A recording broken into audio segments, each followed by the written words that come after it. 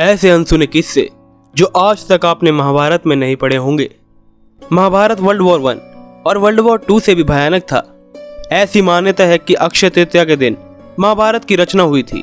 हम सब ने बचपन में टीवी में महाभारत भी देखी है, तो कुछ लोगों ने अपनी दादी, नानी, नाना या दादाजी से कहानियां भी सुनी होगी। लेकिन इसी महाभारत के कुछ ऐसे भी तथ्य हैं जिसके बारे में आपको शायद ही पता हो। तो आज हम इस वीडियो में महाभारत के कुछ ऐसे अनसुने तथ्य के बारे में आपको बताएंगे। आप सभी का स्वागत है। आप देख रहे हैं मिस्टीरियस हिंदू। तो चलिए अब करते हैं ज्ञान की बात। वीडियो शुरू होने से पहले चैनल को सब्सक्राइब करना न भूलें। तथ्य नंबर 1, महाभारत का एकमात्र कौरव जो नहीं मरा। युधिष्ठिर धृतराष्ट्र का पुत्र था जब महाभारत युद्ध समाप्त होने के बावजूद बचा रहा। दरअसल युधिष्ठिर का जन्म धृतराष्ट्र की पत्नी से नहीं हुआ था, वो दासी का बेटा था। दासी से युधिष्ठिर का जन्म हुआ। युधिष्ठिर की उम्र लगभग दुर्योधन की उम्र के बराबर थी। जैसे विदुर को मान नहीं प्राप्त हुआ, वैसे युधिष्ठिर को भी कौरव घृणा की नजर से देखते थे। तथ्य नंबर 2, वो कारण जिसे दुर्योधन ने द्रौपदी के स्वयंवर में भाग नहीं लिया था। दरअसल दुर्योधन का विवाह पहले से ही हिकलिंग की राजकुमारी भानुमति से हो चुका था और दुर्योधन ने अपनी पत्नी को वचन दिया था कि वे दोबारा किसी से विवाह नहीं करेगा। इसीलिए दुर्योधन ने द्रौपदी के स्वयंवर में भाग नहीं लिया, लेकिन अपनी तरफ से उन्होंने कर्ण को भाग लेने के लिए कहा। लेकिन स्वयंवर में कर्ण लक्ष्य भेद कर पाते उससे पहले ही द्रौपदी ने उन्हें सूत पुत्र से विवाह न करने के चलते प्रतियोगिता से बाहर कर दिया। तथ्य नंबर 3, सारे कौरव पांडवों के खिलाफ नहीं थे। धृतराष्ट्र के पुत्र युधिष्ठिर और विकर्ण ने पांडवों के खिलाफ किए कौरवों के अनुचार का विरोध किया था। उन्होंने भरे दरबार में द्रौपदी के चीरहरण का भी विरोध किया। लेकिन इसके बावजूद विकर्ण को महाभारत में कौरव की ओर से लड़ते हुए प्राण त्यागने पड़े, जबकि दूसरी तरफ युधिष्ठिर ने पांडवों की ओर से युद्ध में भाग लिया और वो जीवित रहे। तथ्य नंबर 4, द्रौपदी का भाई एकलव्य का अवतार था। जी हाँ, वास्तव में एकलव्य का जन्म वासुदेव के भाई देवाश्रम के यहाँ हुआ था, लेकिन वे जंगल में खो गए थे और उनका पालन पोषण एक निषाद हिरण्यधनु ने किया। एकलव्य बाद में जरासंध के यहाँ तीरंदाजी करते थे। जब श्री कृष्ण रुक्मणी को विवाह के लिए लेकर जा रहे थे, तब जरासंध और शिशुपाल ने उनका पीछा किया। एकलव्य ने जरासंध का साथ दिया। कृष्ण ने एकलव्य का वध कर दिया, लेकिन एकलव्य के गुरु निष्ठा के कारण उसे अवतार का वरदान दिया। दूसरे जन्म में एकलव्य द्रौपदी के जुड़वा भाई के रूप में जन्मे।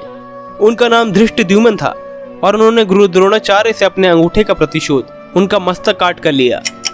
तथ्य नंबर 5, खतरनाक योजनाओं के पीछे शकुनी का छिपा हुआ खास एजेंडा था। दरअसल धृतराष्ट्र ने गांधारी के पूरे परिवार को बंदी बना लिया था। द्रौपदी के पिता सुबल ने निश्चय किया कि सभी लोग अपने हिस्से का भोजन छोड़ देंगे ताकि एक व्यक्ति मजबूत बन सके जो कि धृतराष्ट्र से प्रतिशोध ले सके।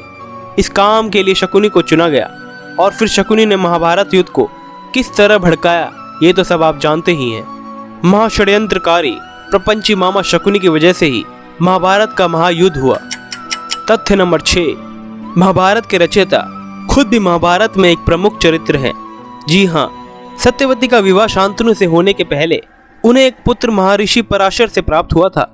महर्षि पराशर की बात मानने के पहले सत्यवती ने 3 वरदान मांगे थे, जिसमें से एक ये था कि उनसे उत्पन्न पुत्र बहुत बड़ा संत बनेगा। इसके बाद सत्यवती ने यमुना के एक द्वीप पर पुत्र को जन्म दिया। उस बच्चे का नाम कृष्ण द्रौपन्य था, जो बाद में महर्षि वेद व्यास के नाम से जाने गए। इन्होंने ही पुराणों और महाभारत की रचना की थी। तथ्य नंबर 7, धृतराष्ट्र और पांडु के पिता एक ही थे। दरअसल भीष्म ने प्रतिज्ञा ली थी कि वे कभी भी राज सिंहासन पर नहीं बैठेंगे। शांतनु से पैदा हुए सत्यवती के दोनों पुत्रों की मौत कम उम्र में हो गई थी। अब बचे थे भीष्म, 2 विधवा बहुएं और खाली राज सिंहासन। अब सत्यवती ने अपने पहले पुत्र वेद व्यास को बुलाया, जिनके आने के बाद नियोग से दोनों बहुएं गर्भवती हुई। अंबिका ने धृतराष्ट्र को और अंबालिका ने पांडु को जन्म दिया। तथ्य नंबर 8, दुर्योधन का असली नाम सुयोधन था। जी हाँ, आपने सही सुना, दुर्योधन का नाम सुयोधन था। इसी तरह से दुशासन का नाम भी सुशासन था, लेकिन उनके खराब कार्यों के कारण उनके नाम से सु हट के दू लगाया गया। तथ्य नंबर 9, भीम के पोते बर्बरिक के पास विशेष शक्ति थी, इसीलिए श्री कृष्ण को उनसे उनका सिर मांगना पड़ा। भीम के पौत्र और घटोत्कच के पुत्र के पास भगवान शिव के वरदान की वजह से 3 विशेष तीर थे जिससे लोगों को चिन्हित कर मारा जा सकता था। लेकिन बर्बरिक का प्रण था कि वह हमेशा हारने वाले के पक्ष से लड़ेगा। इसीलिए कृष्ण ने कहा कि वे जिस भी पक्ष की ओर से लड़ना शुरू करेंगे वे अपने आप जीतने वाला पक्ष हो जाएगा। तब पूरे युद्ध में सभी लोग मारे जाएंगे। फिर कृष्ण ने उनसे उनका सिर मांग लिया ताकि युद्ध के पहले रण क्षेत्र को पवित्र किया जा सके। तथ्य नंबर 10, भीष्म राज सिंहासन के वास्तविक वारिस थे। इसके लिए सबसे पहले आपको थोड़ा सा पीछे की कहानी बताना जरूरी है। शांतनु ने गंगा नाम की नारी से विवाह किया था जिससे उन्हें 8 पुत्र पैदा हुए। लेकिन ये पुत्र वास्तव में देवता ही थे जिन्हें श्राप के कारण मनुष्य के रूप में जन्म लेना पड़ा था। इसीलिए गंगा ने अपने 7 पुत्रों की हत्या कर दी थी। लेकिन जब वे 8वें पुत्र की हत्या करने जा रही थी तो शांतनु ने उन्हें रोक दिया। ये 8वें पुत्र भीष्म ही थे।